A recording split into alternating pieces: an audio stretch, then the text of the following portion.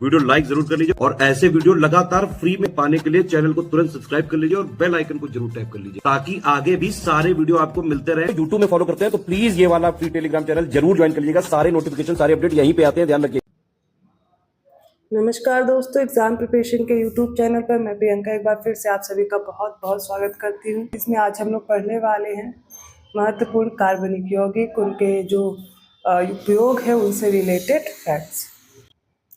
अगर आप न्यू हैं चैनल पर, डेली दोपहर 1 बजे ये क्लास आपको देखने की मिलेगी जीएस की, और इसके साथ में रात को 9 बजे आप मेरे साथ प्रैक्टिस भी कर सकते हैं। तो इन कार्बनिक यौगिक को पढ़ना है, इनके यूजेस देखने, इनसे रिलेटेड जो फैक्ट्स है वो स्टेटमेंट में या फिर वन लाइनर क्वेश्चन भी बन जाते हैं।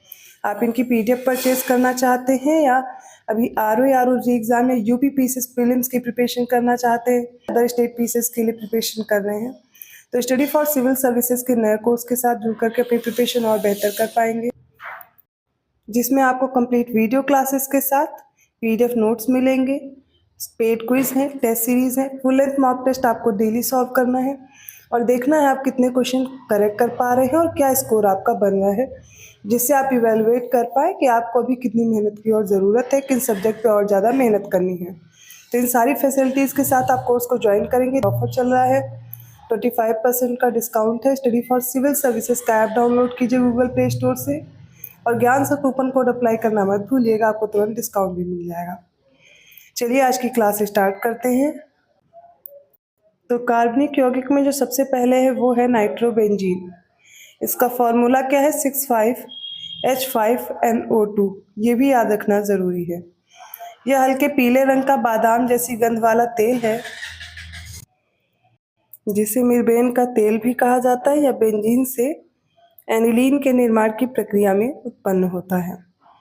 नाइट्रोबेंजीन का यूज़ देखेंगे तो एनिलीन और अन्य कार्बनिक यौगिकों के निर्माण में, टीएनबी नामक विस्फोटक के निर्माण में भी इसका यूज होता है, जिसे बोलते हैं ट्राई नाइट्रोबेंजीन। विभिन्न प्रकार की पॉलिश और रंगों और साबुन के निर्माण में भी इसका प्रयोग होता है।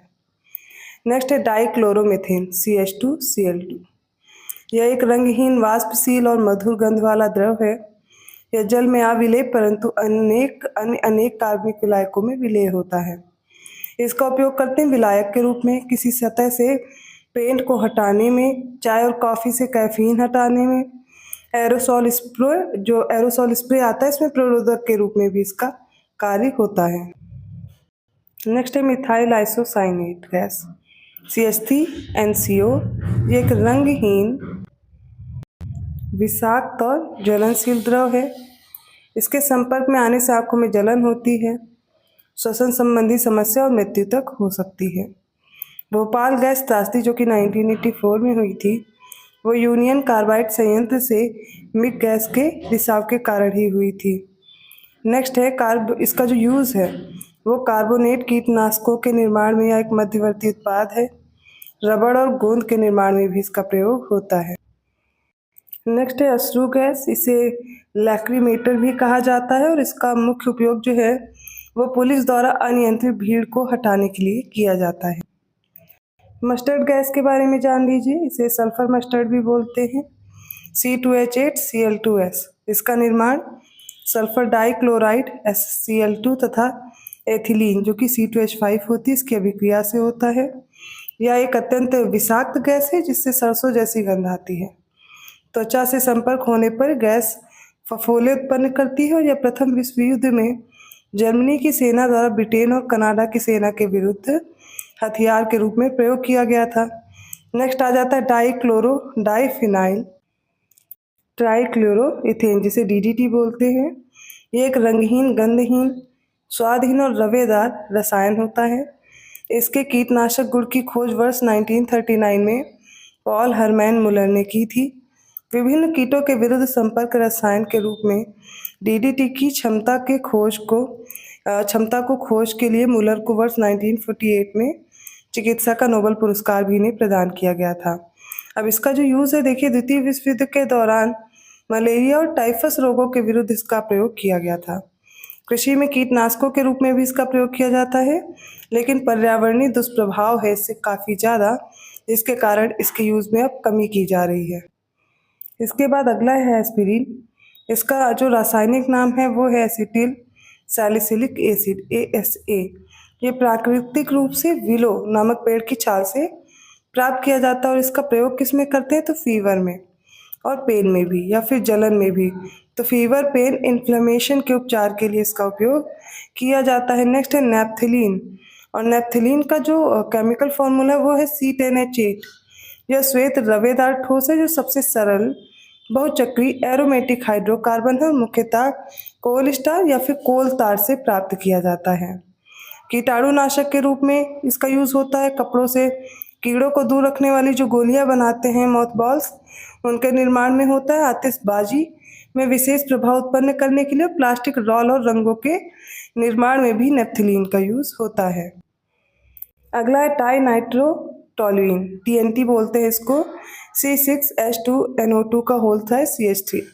ये पीले रंग का ठोस रासायनिक पदार्थ है और इसका निर्माण सबसे पहले जूलियस बिल्ब्रॉन्ट जो जर्मनी के थे, इनके द्वारा 1863 में किया गया था। इसके विस्फोट गुण की खोज 1891 ईस्वी में कार्ल हॉसरमैन के द्वारा की गई थी। सैन्य उद्देश्यों, औद्योगिक क्षेत्र में तथा खनन हेतु चट्टानों को तोड़ने के लिए विस्फोटक के रूप में TNT का प्रयोग किया जाता है। नेक्स्ट है ग्लूकोज, C6H12O6। ये कार्बोहाइड्रेट का एक प्रकार है और जिसे साधारण शर्करा और डेक्सट्रोज भी कहा जाता है। शराब के निर्माण में ग्लूकोज का यूज होता है। मिठाई और फलों के रस के परिरक्षण में होता है। औषधि के निर्माण में भी इसका प्रयोग होता है। अब बात करते हैं यूरिया की, NH2CONH2। देखिए, यूरिया को कार्बामाइड भी कहा जाता है और यह प्रथम कार्बनिक पदार्थ है जिसे कृत्रिम रूप से प्रयोगशाला में संश्लेषित किया गया। और यूरिया में लगभग 46% नाइट्रोजन होता है। प्राणियों में नाइट्रोजन युक्त यौगिकों के मेटाबॉलिज्म में यूरिया की प्रमुख भूमिका भी होती है। अब इनके यूजेस देखेंगे तो नाइट्रोजनी उर्वरक के रूप में यूज होता है, त्वचा और बालों के सौंदर्य प्रसाधन के निर्माण में, फॉर्मेल्डिहाइड और यूरिया के प्लास्टिक निर्माण में, यूरिया नाइट्रेट नामक विस्फोटक के निर्माण में भी। अगला यौगिक है क्लोरोफॉर्म, CHCl3 इंपॉर्टेंट है। इसे डाइक्लोरोमीथेन भी कहा जाता है। ये एक रंगहीन मधुर सुगंध वाला गाढ़ा द्रव होता है। प्रकाश की जब उपस्थिति होती है तो ये फॉस्जीन नामक एक विषाक्त गैस का निर्माण करता है जिसका फार्मूला है COCl2। इसलिए क्लोरोफॉर्म को रंगीन बोतलों में भरकर रखा जाता है। इसका यूज करते हैं शल्य क्रिया के दौरान रोगी को बेहोश करने के लिए निषेधक के रूप में, और इसका यूज होता है वसा, तेल, रबड़, मोम, रोल आदि के विलायक के रूप में भी यूज करते हैं। नेक्स्ट है क्लोरोफ्लोरोकार्बन, CFCs। इनके बारे में अच्छे से आपको पता होगी। मानव निर्मित कार्बनिक यौगिक है जिसमें क्लोरीन, फ्लोरीन और कार्बन की उपस्थिति होती है और इन्हें फ्रियॉन्स भी कहते हैं। ये यौगिक अविषाक्त और अज्वलनशील होते हैं। CFCs ओजोन परत के क्षरण करते हैं और हरित गैस प्रभाव को भी ये बढ़ाते हैं। अब इनका यूज़ क्या है, AC और रेफ्रिजरेटर में रेफ्रिजरेंट्स के रूप में यूज़ होते हैं। ड्राई क्लीनिंग में विलायक के रूप में, चिकनाई कम करने वाले विलायक के रूप में, एरोसॉल प्रतिरोधक जो होते हैं एरोसॉल प्रोपेलेंट्स, इनके रूप में भी इसका यूज़ होता है। लास्ट यौगिक जो आपको पढ़ना है वो है क्लोरोबेंजीन, C6H5Cl। ये एक एरोमेटिक कार्बनिक यौगिक है जो रंगहीन और ज्वलनशील होता है। ये DDT नामक कीटनाशक जो पेस्टिसाइड्स होते हैं जैसे अन्य कार्बनिक यौगिकों फिनॉल, एनिलीन, क्लोरोनाइट्रोबेंजीन, इनके निर्माण में इसका प्रयोग होता है। तो आज ही हम लोगों ने प्रमुख यौगिक देखे जो अक्सर एग्जाम में मैच करने के लिए आते हैं। उनके केमिकल फार्मूला से या उनके यूजेस से रिलेटेड प्रश्न अक्सर बनते हैं। तो काफ़ी इंपॉर्टेंट टॉपिक है। पूरा वीडियो ध्यान से देखिए और कोशिश कीजिए कि इसको 1-2 बार रिपीट करके देखेंगे तो याद हो जाएगा। आज फेस्टिवल भी है, दिवाली भी है, तो happy Diwali to all of you. और अच्छे से फेस्टिवल सेलिब्रेट कीजिए, पढ़ाई भी करते रहिए साथ में फेस्टिवल के साथ में, क्योंकि एग्ज़ाम्स पोस्टपोन हो रहे हैं। थोड़ा दिक्कत तो है ही कि समय बार बार बढ़ रहा है, कुछ क्लियर नहीं हो रहा है कितने शिफ्ट में होगा, तो शिफ्ट को लेकर भी कन्फ्यूज़न है। नॉर्मलाइजेशन एक बड़ी प्रॉब्लम है। सारी प्रॉब्लम्स के साथ भी एग्ज़ाम देना है हमें आगे, तो मोटिवेटेड रहिए और पढ़ाई करते रहिए अच्छे ढंग से। और कोशिश कीजिए कि आप जो भी बेहतर कर सकते हैं प्रिपरेशन के लिए, आप जो चीज़ पढ़ रहे हैं उसे पढ़िए और रिवीजन को भी समय दीजिए, ठीक है। और स्टडी फॉर सिविल सर्विसेज का कोर्स पहले आपको बताया है, नया लॉन्च हो चुका है। बहुत ही कम पैसों में आप बेहतर ढंग से प्रिपरेशन कर पाएंगे। पूरा स्टडी मटेरियल आपको मिल रहा है, साथ में प्रैक्टिस भी कराई जा रही है। तो अगर आपको जो कंटेंट है वो नहीं ढूंढना पड़ेगा, 10 बुक नहीं फॉलो करनी पड़ेंगी, 10 चीज़ें आपको ढूंढनी नहीं पड़ेंगी, अलग अलग सब एक जगह मिल जाएगा और बेहतर ढंग से प्रिपरेशन भी कर पाएंगे। इस चैनल पर जो भी इनिशिएटिव चल रहे हैं वो भी हेल्पफुल रहेंगे आपके लिए, तो ध्यान से उनको भी देखिए, उनको भी कोशिश कीजिए, प्रिपेयर करते रहिए और कोशिश कीजिए जो आप अच्छे कमेंट कर सकते हैं और आप लोग मोटिवेट करते हैं। आप जैसे बहुत से लोग हैं जो लगातार मुझसे जुड़े हुए हैं और मुझे मोटिवेट करते रहते हैं। आपके ढेर सारे कमेंट्स आते हैं, मैं पढ़ती हूँ, रिप्लाई करती हूँ। कुछ नेगेटिव कमेंट भी होते हैं, बट कोई बात नहीं, हर इंसान का अपना व्यू है, पॉइंट ऑफ व्यू है, कोई दिक्कत नहीं है। आप जो भी राय है वो शेयर करिए, अच्छी है, बुरी है, कैसी भी है, ठीक है, वो सभी मैं देखती हूँ और सबको कोशिश करती हूँ कि रिप्लाई करूँ। बट आज दिवाली है तो मैं थोड़ा सा आपसे सभी से बोलना चाहूँगी कि आप लोग ज़्यादा से ज़्यादा कमेंट कीजिए, शेयर कीजिए। मोटिवेट करेंगे तो और अच्छे कंटेंट को देने की मैं कोशिश करती हूँ। और आपको ये क्लासेस कैसी लगती हैं इनका भी रिव्यू जरूर देखिए। धन्यवाद। मैं मिलती हूँ ऐसे कंटेंट के साथ अगली क्लास में, तब तक के लिए धन्यवाद।